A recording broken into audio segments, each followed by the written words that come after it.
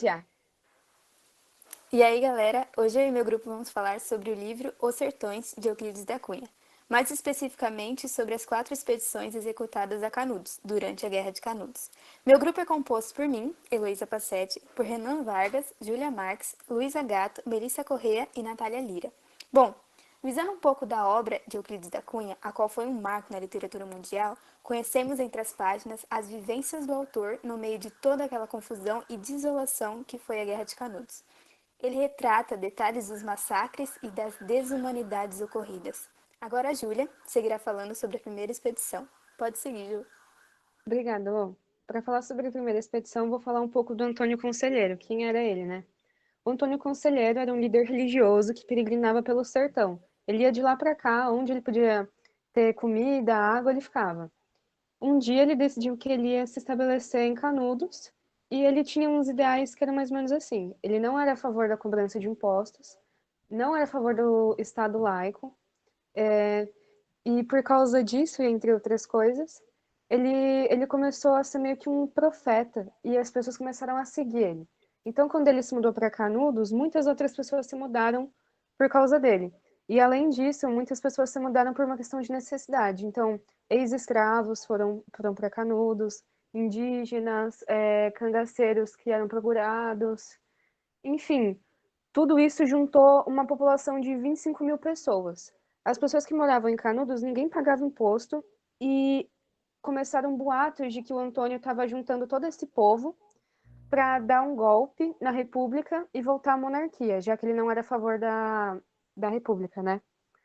Então, o presidente Prudente de Moraes estava muito pressionado pelos outros políticos da época por causa disso, porque eles estavam com medo do Antônio realmente fazer alguma coisa. Ele precisava de um estopim para conseguir, de alguma forma, atacar Canudos. Então, o que aconteceu? Um dia, Antônio decidiu que ele ia comprar madeira para levantar uma igreja. Ele foi, comprou a madeira, pagou pela madeira, e o cara que ia entregar a madeira não entregou a madeira para ele, simplesmente porque ele tinha birra do Antônio. O Antônio ficou pé da vida.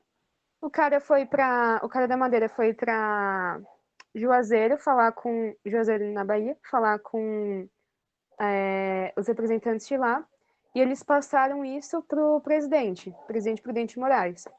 Esse foi o estopim que ele precisava. Então ele mandou uma expedição militar em direção a Canudos, e Antônio mandou algumas pessoas também de encontro com a expedição, porque eles iam tirar satisfação por conta da madeira. Eles se encontraram e nesse encontro morreram 150 pessoas, foi um conflito bem sangrento, mas a maioria das pessoas que morreu foi da população de Canudos.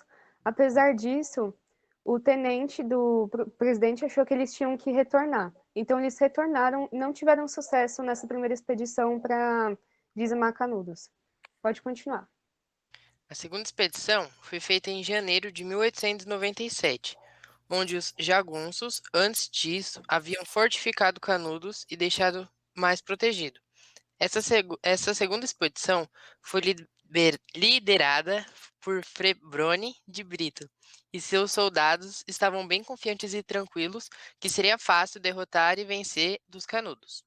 E no dia 18 aconteceu esse conflito e que no mesmo dia foi repelido pela população de Canudos, pois muitos dos sargentos haviam mostrado muita habilidade utilizando as armas deixadas pelos soldados na primeira expedição feita eh, anteriormente, fazendo assim a segunda vitória para o povo de Canudos. Bom, eu vou falar sobre a terceira expedição. Depois das duas tentativas falhas de acabar com Canudos, veio a terceira expedição.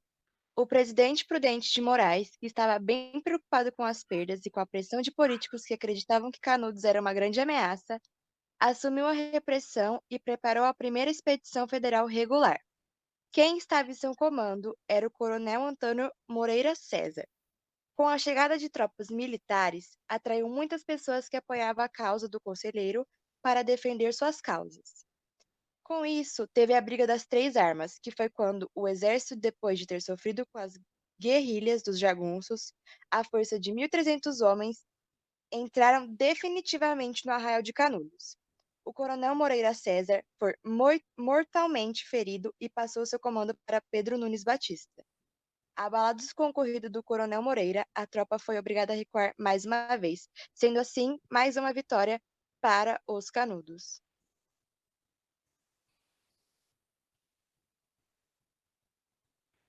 Em abril de 1897, o Marechal Carlos Machado de Bittencourt, que era ministro da Guerra, organizou a quarta expedição, equipada com os armamentos mais modernos da época, sob o comando do general Arthur Oscar de Andrade Guimarães. A expedição era composta de 4 colunas com mais de 4.000 soldados, cada uma comandada por um general. O primeiro combate aconteceu em junho do mesmo ano em Cocorobó, com apenas uma das colunas de soldados. Após sofrerem significativas perdas, eles seguiram, chegando no dia 27 de junho, apenas 2 dias após o primeiro combate, a Canudos. No mês de agosto de 1897, após meses de combate, o ministro da Guerra se instalou em Monte Santo para resolver o problema de abastecimento das tropas, já que o exército se encontrava sem infraestrutura para alimentar as mesmas, fazendo Monte Santo se tornar a base operacional. A tropa conseguiu fechar o cerco sobre o arraial em setembro, após várias investidas. Quando, no dia 22 do mesmo mês, Antônio Conselheiro, que comandava uma das colunas, foi morto, provavelmente decorrente de uma desinteria. Seu corpo foi exumado e decapitado. Após a morte do líder, a população se dividiu e parte dela se rendeu sob a promessa de liberdade, enquanto a outra parte resistiu na praça central do povoado. Todos aqueles que se renderam às falsas promessas foram degolados, inclusive mulheres e crianças. O episódio ficou conhecido como Gravata Vermelha. Os seguidores de Conselheiro resistiram até o dia 5 de outubro de 1897, quando os últimos 4 defensores do movimento foram mortos. O exército incendiou toda a vila com suas 6.500 casas erguidas num período de não mais que 4 anos. Sobre as problemáticas envolvendo os combates de Canudos, esse combate trouxe muitas reflexões, como a visível diferença entre os militares e os sertanejos, como se fossem povos muito distintos.